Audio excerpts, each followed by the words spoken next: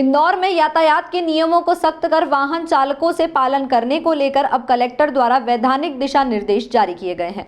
Collector का कहना है कि यदि एक चौराहे पर सिग्नल तोड़ा गया तो दूसरे सिग्नल पर चालानी कार्रवाई की जाएगी। इंदौर में यातायात की व्यवस्था किस तरह की है, सभी इस बात से वाकिफ है।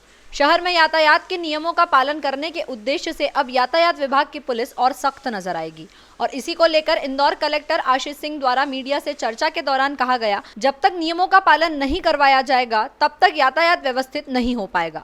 सभी को नियमों का पालन करने की आवश्यकता है। आने वाले दिनों में यदि कोई एक चौराहे पर यातायात के नियमों को तोड़ता है तो दूसरे चौराहे पर उसका चालान तुरंत बनवा दिया जाएगा। देखा जा रहा था कि ई चालान बनाने के बावजूद भी नियम के पालन नहीं हो पा रहे थे और यातायात बिगड़ता जा रहा था। वहीं उन्होंने कहा कि शहर में वाहन चालक ऐसी कोई नियम ना तोड़े जिससे कि इस तरह के चालान की कार्रवाई करना पड़े, लेकिन अगर कोई नियम तोड़ता है तो उस पर उचित कार्रवाई की जाएगी। आज एक विशेष निर्देश प्रदान किए गए हैं कि अभी जो सिग्नल तोड़ने पे ऑटोमेटिक चालान जनरेट तो हो जाते हैं, लेकिन चालान जमा करने का जो हमारा सिस्टम है उस पर थोड़ा काम किए जाने की आवश्यकता है।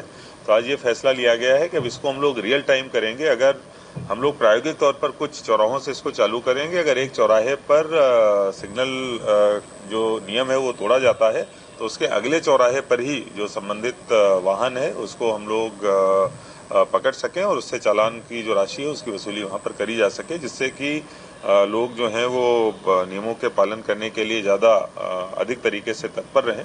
आपके माध्यम से मैं सबसे अपील भी करता हूं कि हमको ऐसी कार्रवाई कम से कम करने की आवश्यकता पड़े और आप सभी लोग ट्रैफिक के नियमों का पालन